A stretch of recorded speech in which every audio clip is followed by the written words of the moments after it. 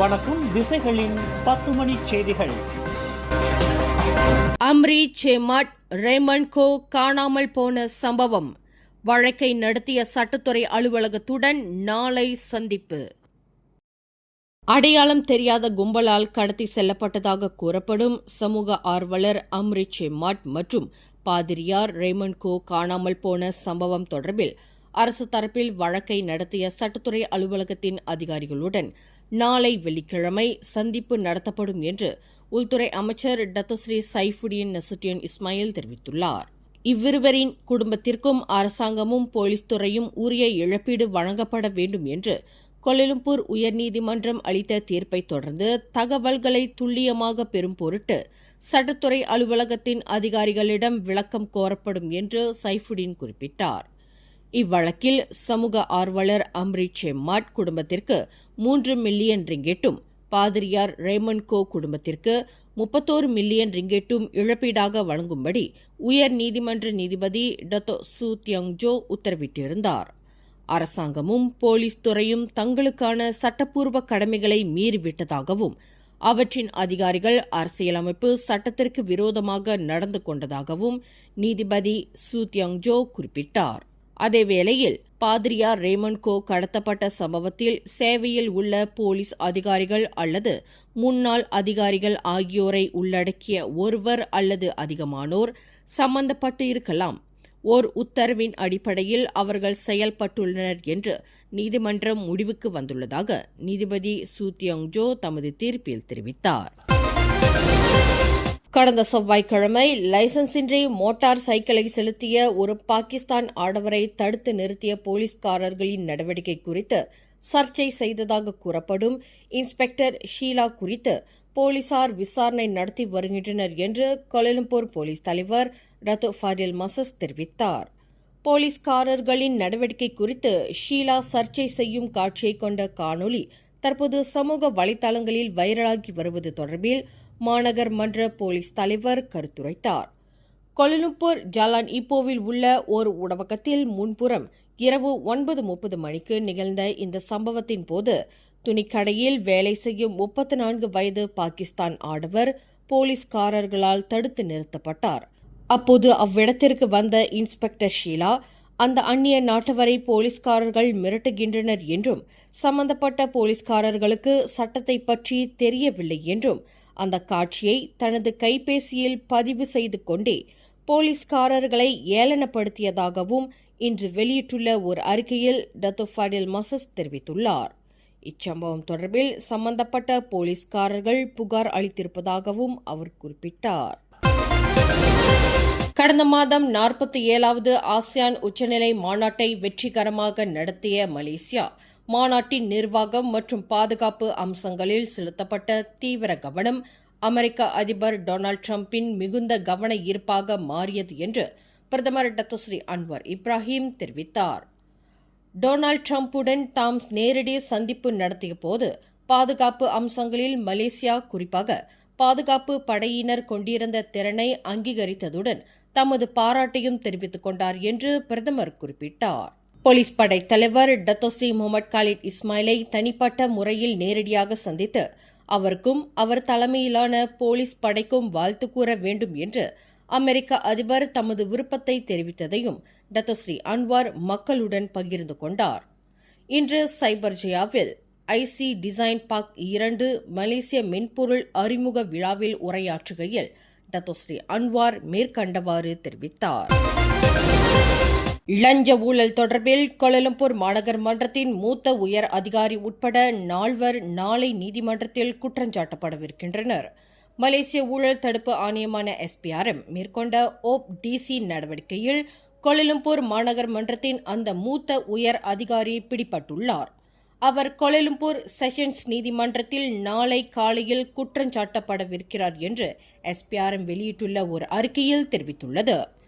SPRM-இன் ஓப் tiger நடவடிக்கையில் பிடிப்பட்ட 2 வங்கி அதிகாரிகள் மற்றும் ஒரு முன்னாள் வங்கி அதிகாரி ஆகியோர் ஷாலாம் செஷன்ஸ் நீதிமன்றத்தில் குற்றஞ்சாட்டப்படவிருக்கின்றனர் என்று அந்த ஆணையம் அறிவித்துள்ளது. கடந்த அக்டோபர் 29ஆம் தேதி ஸ்லாங்கூர் ஸ்ரீகம்பாங்கன் சாலை வட்டம் ப்ளூ வாட்டர் எஸ்டேட் அருகில் ஒரு புதரில் ஓர் இந்திய பெண் கை கால்கள் கட்டப்பட்ட நிலையில் நிர்வாண கோலத்தில் மீட்கப்பட்ட சம்பவம் தொடர்பில் போலீசார் 5வது சந்தேக பேர்வழியை கைது செய்துள்ளனர். 5வது சந்தேக பேர்வழி கைது செய்யப்பட்டதை உறுதி செய்த சர்டாங் மாவட்ட போலீஸ் தலைவர் ஃபரீத் அஹ்மத், விசாரணைக்கு ஏதுவாக அந்த நபரை வரும் அக்டோபர் 10ஆம் தேதி வரை தடுத்து வைப்பதற்கு போலீசார் நீதிமன்ற அனுமதியை பெற்றுள்ளனர் என்றார். நேற்று முன்தினம் 4வது சந்தேக பேர்வழியான 30 வயது மதிக்கத்தக்க ஒரு பெண் கைது செய்யப்பட்டுள்ளார். இதுவரையில் கொலையுண்ட பெண்ணின் முன்னாள் காதலன், வளர்ப்பு சகோதரன், அந்த பெண்ணுடன் ஒரே வீட்டில் தங்கியிருந்த பெண் மற்றும் ஓர் ஆடவர் கைது செய்யப்பட்டதாக அவர் குறிப்பிட்டார். கோலாலம்பூர் பூமலையில் வீற்றிருக்கும் தேசிய நினைவுச் சின்னத்தின் ராணுவ வீரர்கள் சிலைகள் சீரமைக்கப்பட வேண்டும் என்று பரிகாத்தா நேஷனலின் சபாபர்நாம் MP கலாம் சலான் இன்று அரசாங்கத்தை கேட்டுக்கொண்டார். மக்களவையில் உரையாற்றிய கலாம் சலான், தேசிய நினைவுச் சின்னத்தில் கொடியை தாங்கி நிற்கும் வீரர்களின் சிலைகள் நாட்டிற்காக போராடிய உள்ளூர் வீரர்களின் தோற்றத்தை பிரதிபலிக்கவில்லை என்று குறிப்பிட்டார். ராணுவ வீரர்களின் தோற்றம் ஐரோப்பியர்களைப் போல் உள்ளது. மலேசிய வீரர்களின் தோற்றத்தை அவை பிரதிபலிக்கவில்லை. ஒவ்வொரு வீரரும் மிக உயரமாக இருக்கின்றனர் என்று அந்த எதிர்க்கட்சி MP தெரிவித்தார். 1966ஆம் ஆண்டு அதிகாரப்பூர்வமாக திறப்பு விழா கண்ட தேசிய நினைவுச் சின்னத்தில் சிலைகளில் உருமாற்றம் செய்யப்பட வேண்டும், மலேசியர்களின் தோற்றம் பிரதிபலிக்கப்பட வேண்டும் என்று கலாம் சலான் வலியுறுத்தினார். பிலிப்பைன்ஸை கடுமையாக தாக்கியுள்ள கல்மேகி புயல் சபாவில் குடாட்டில் தென்மேற்கே 976 கிலோமீட்டர் தூரத்தில் நிலை கொண்டிருப்பது கண்டறியப்பட்டுள்ளது. மணிக்கு 176 கிலோமீட்டர் வேகத்தில் வீசக்கூடிய ஆற்றலை கொண்டுள்ள கல்மேகி புயல் சபாவில் நிலை கொண்டிருப்பது இன்று பிற்பகல் 2 மணிக்கு கண்டறியப்பட்டது என்று மலேசிய வானிலை ஆய்வுத்துறையான மெட் மலேசியாவின் வானிலை மற்றும் புவியியல் மையம் தெரிவித்துள்ளது. எனினும் அது மணிக்கு 30 கிலோமீட்டர் வேகத்தில் அவ்விடத்திலிருந்து நகர்ந்ததாக அந்த மையம் குறிப்பிட்டுள்ளது. ஜொஹோர் ஆற்றில் ஏற்பட்ட தூய்மை கேட்டினால் நீர் விநியோக தடைக்கு ஆளான 1.8 மில்லியன் மக்களுக்கு கடந்த அக்டோபர் மாத நீர் கட்டணத்தில் 15 விழுக்காடு கழிவு வழங்கப்படும் என்று மந்திரி பசார் ஆன் ஆஃபீஸ் காசி அறிவித்துள்ளார். கோத்தாதிங்கியில் உள்ள ஒரு மணல் குவாரி குளம் உடைப்பெடுத்ததில் ஜொஹோர் ஆற்றில் கடந்த ஒரு வார காலமாக கடும் தூய்மைக்கேடு ஏற்பட்டது.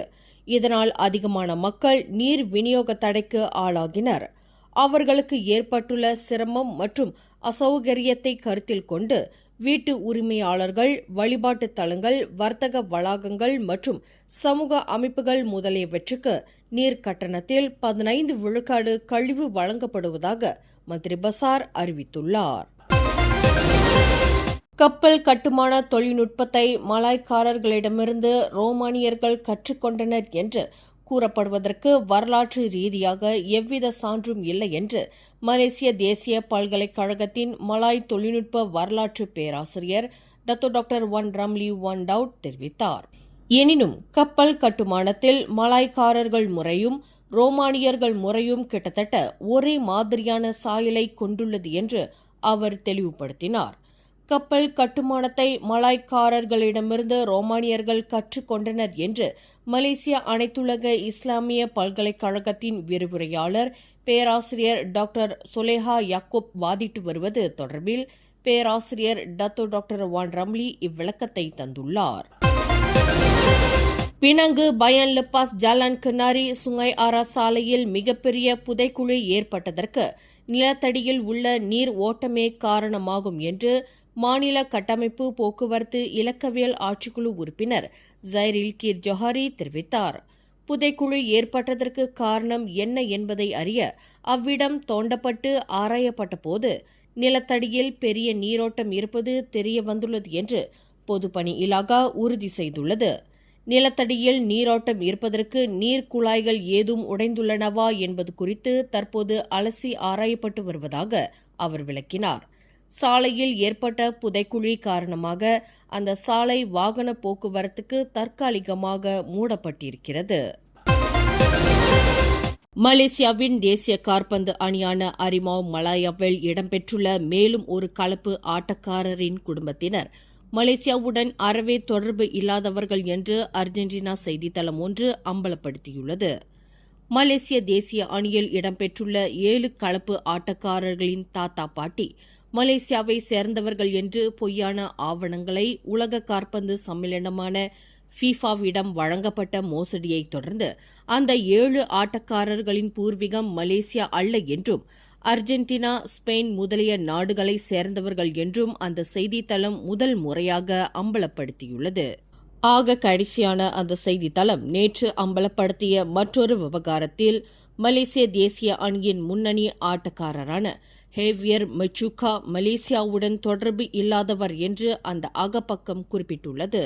ஹேவியர் மெச்சூகாவின் பாட்டி கான்செப்சியோன் எகுவேடா எலானஸ் மலேசியாவை சேர்ந்தவர் என்று கூறப்படுவது உண்மையல்ல. தாங்கள் மேற்கொண்ட ஆய்வின் அந்த ஆட்டக்காரரின் பாட்டி கான்செப்சியோன் எகுவேடா எலானஸ் அர்ஜென்டினாவின் சன் ஜெரோனிமோ சர் என்ற நகரில் ரோல்டன் என்ற ஊரில் பிறந்தவர். கடந்த 1971ஆம் ஆண்டு ஆகஸ்ட் 27ஆம் தேதி ஒரு அற்றரை கூலி தொழிலாளரான ஹோர்ஹே லூயிஸ் சராச்சோ என்பவரை திருமணம் செய்து கொண்டுள்ளார்.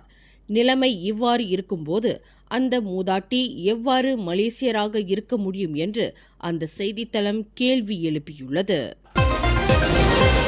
BMW ரக காருடன் புரோட்டான் வீரா கார் நேருக்கு நேர் மோதியதில் ஆடவர் ஒருவர் உயிரிழந்தார். புரோட்டான் வீரா காரை செலுத்திய 34 வயது ஃபடில் ஹமட் என்பவர் கடும் காயங்களுடன் சம்பவ இடத்திலேயே மாண்டார். இச்சம்பவம் இன்று காலை 10:30 மணியளவில் மாராங், ஜாலான் மாராங், புக்கெட் பாயோங் என்ற இடத்தில் நிகழ்ந்தது.